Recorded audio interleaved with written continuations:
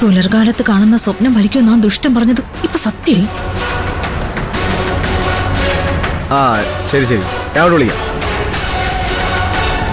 എന്റെ പൊന്നു ശിവാനി, ഒരു 5 മിനിറ്റ് എന്ന് പറഞ്ഞിട്ട് എത്ര നേരമായത്? എന്ത് ചെയ്യാനാ പ്രണവേ, അവര് വിടണ്ടേ? കഴിക്കാൻ എടുക്കുന്നു, ഡ്രിങ്ക്സ് എടുക്കുന്നു, സമയം അങ്ങ് പോയിന്നെ. മരുന്ന് കിട്ടിയോ? നോക്കട്ടെ.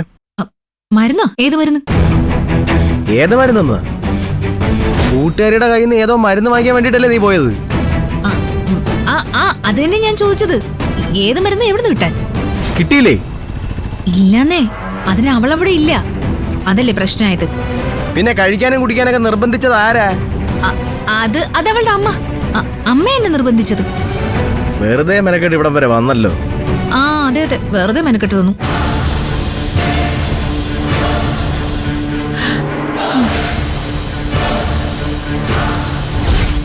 ഇനിയിപ്പോ എന്ത് ചെയ്യും?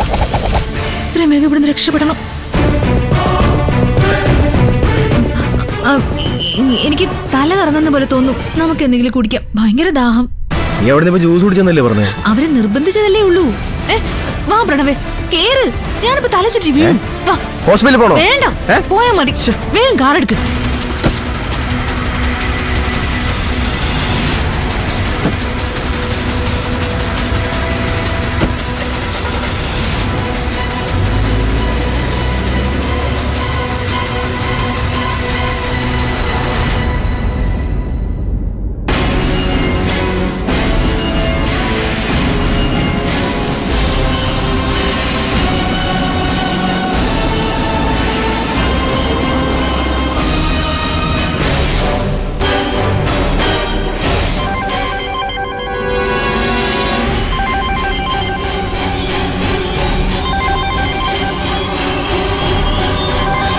എടുക്കാത്ത എന്തോ എടുത്ത് സംസാരിക്കും. അല്ല, എന്റെ ഒരു ഫ്രണ്ടാ, വേറൊരു ഫ്രണ്ട്. ഞാൻ എടുക്കണോ വേണ്ടെന്ന് ആലോചിക്കായിരുന്നു. എടുത്തെന്തോ കുഴപ്പം? എടുക്ക്. എടുക്കാം. എന്താടി?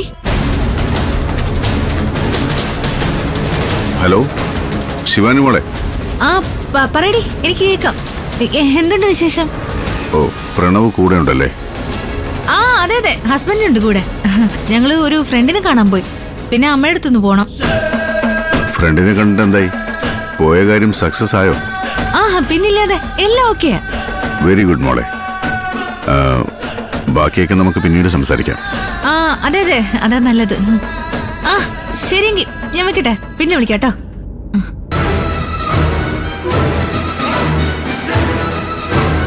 എന്തു പറ്റി ഗൗതം? എന്താ ഒരു ടെൻഷൻ? ഒന്നുമില്ല. ഒന്നുമില്ലെന്ന് വെറുതെ അങ്ങനെ പറയല്ലേ. ഗൗതം എന്നിൽ നിന്ന് എന്തോ മറക്കുന്നുണ്ട്. വേഗാവട്ടെ, പറഞ്ഞു അങ്ങോട്ട്. സത്യവാനിധി, ഒന്നുമില്ലെന്നേ. ബിസിനസ് ഒന്നും ശരിയാവാത്തതിന്റെ ടെൻഷനാണോ? നടക്കാതെ പോയ കാര്യങ്ങൾ ഓർത്ത് വിഷമിക്കുന്നത് ബുദ്ധിമാന്റെ ലക്ഷണമല്ല. അത് വിട്ടേക്ക്, എന്നിട്ട് അതിൽ നിന്നും പുറത്തു വാ. നമ്മൾ വാതിലുകൾ മുട്ടിക്കൊണ്ടിരിക്കണം. പലതും തുറക്കില്ല. അവസാനം നമ്മുടേതെന്ന് പറയുന്ന ഒരു വാതിൽ നമുക്കായി തുറന്നു കിട്ടും. അങ്ങനെ വാതിൽ എളുപ്പത്തിൽ തുറക്കാവുന്ന ഒരു കീ ഞാൻ കൊണ്ടുവന്നിട്ടുണ്ട്. തരട്ടെ? എന്താ? അതൊരു സാധനമാണ്. ഇന്നത്തെ കണ്ടീഷനിൽ ഗൗതമിന് ഒരുപാട് ഉപകാരപ്പെടുന്ന ഒരു സാധനം. അതെന്ത് സാധനം? നോക്കട്ടെ.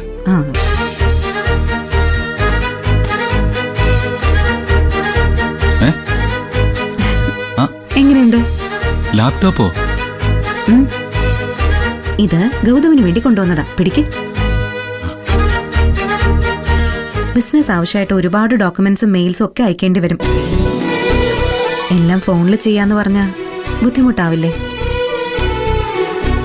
ഫോണും കുത്തിപ്പിടിച്ചിരുന്ന് ഓരോന്ന് ചെയ്യുന്നത് ഞാൻ കണ്ടായിരുന്നു. അതുകൊണ്ടാ ഒരു ലാപ്ടോപ്പ് ഒപ്പിച്ചെടുത്തത്. ഒരു ലാപ്ടോപ്പ് കിട്ടിയാൽ നന്നായിനെന്ന് പലപ്പോഴും ഞാൻ ചിന്തിച്ചതാ. പക്ഷെ നമ്മുടെ ഈ അവസ്ഥയിൽ നടക്കല്ലോ എന്നോർത്ത് പറയാഞ്ഞതാ. പക്ഷേ നീ അത് മനസ്സിലാക്കി ലാപ്ടോപ്പ് കൊണ്ട് കൈ തന്നിരിക്കുന്നു. പക്ഷേ നിധി, നീ ഇതെങ്ങനെ ഒപ്പിച്ചു? ഇതിന് പണം എവിടുന്ന? പൈസ കൊടുത്ത് വാങ്ങിയതൊന്നും അല്ല. IT ഫീൽഡിൽ വർക്ക് ചെയ്യുന്ന എൻ്റെ ഒരു ഫ്രണ്ടുണ്ട്, രേഷ്മ.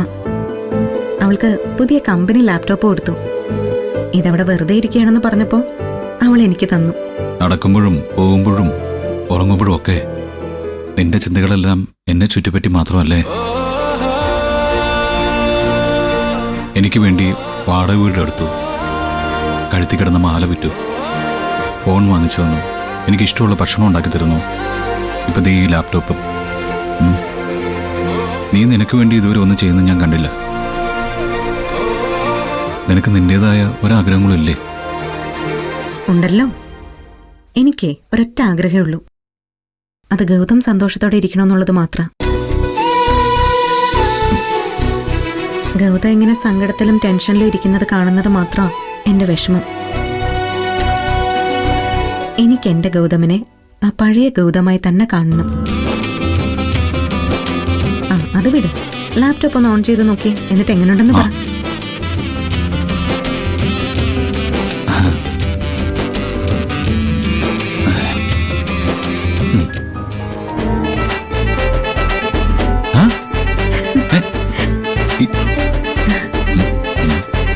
അല്ല ഇതെങ്ങനെ?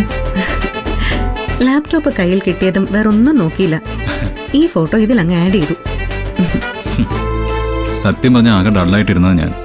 ഇപ്പൊ ഒരു സ്റ്റെപ്പ് മുന്നിലേക്ക് കടന്ന പോലെ തോന്നുന്നു. സമാധാനത്തോടെ ഇരുന്ന് ബിസിനസ് ഐഡിയാസ് ഒക്കെ ഉണ്ടാക്കി അത് നടപ്പിലാക്കണം. എന്റെ ഗൗതമിന് എന്നായാലും ഒരു വലിയ വിജയം ഉണ്ടാവും. നിന്റെ ഈ വിശ്വാസമല്ലേ, അതിനെ കാത്തു സൂക്ഷിക്കാന്നുള്ളത് എന്റെ കടമയാ. ഈശ്വരമംഗലത്തെ ഒരു സഹായവും ഇല്ലാതെ എനിക്ക് ബിസിനസ് തുടങ്ങണം. പക്ഷെ എവിടെ ചെന്നാലും ഗോപിനാഥ് സാർ ഒരു വാക്ക് പറഞ്ഞാൽ ലോൺ അപ്രൂവ് ചെയ്യാമെന്ന് മാത്രമാണ് പറയുന്നത്. അതാണ് ഇപ്പോഴത്തെ എന്റെ പ്രശ്നം. അതോർത്ത് വിഷമിക്കാതിരിക്കെ. ഞാൻ പറഞ്ഞില്ലേ, നമുക്ക് എന്തെങ്കിലും ഒരു വഴി തെളിഞ്ഞു വരും ഗൗതം.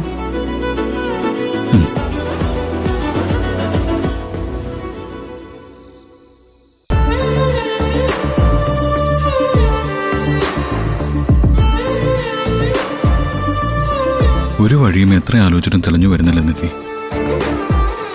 ഗൗതം ടെൻഷൻ ആവാതിരിക്കെ. ബിസിനസ് അല്ലേ, അത് നടന്നു വരാൻ അതിൻ്റെതായ സമയവും തടസ്സങ്ങളും ഒക്കെ ഉണ്ടാവും. എത്ര കാലം എന്ന് കരുതിയാ ഞാനിങ്ങനെ വെറുതെ നിൽക്കുന്നത്? എന്തെങ്കിലും ചെയ്തല്ലേ പറ്റൂ. ഒരു വരുമാനം എന്റെ വകയായിട്ട് ഉണ്ടാവണ്ടേ?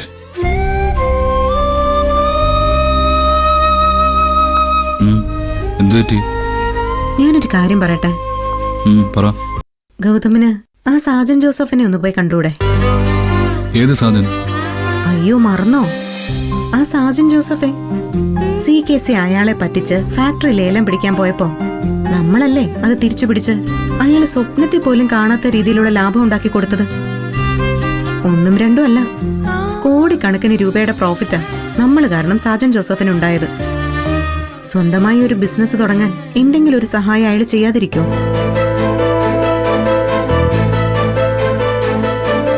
അന്ന് നമ്മൾ പോരാ നേരവും സാജൻ പറഞ്ഞത് ഈ ഉപകാരം ഒരിക്കലും മറക്കില്ലാന്ന്. ഗൗതമിന്റെ അവസ്ഥ അറിഞ്ഞ ഉറപ്പായും സാജൻ സഹായിക്കും. വേറൊന്നും വിചാരിക്കണ്ട.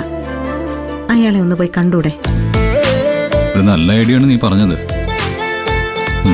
നാളെ തന്നെ ഞാൻ സാജനെ പോയി കാണാം. ഗൗതം സാർ എനിക്ക് ചെയ്തെന്നൊരു ഉപകാരമുണ്ട്.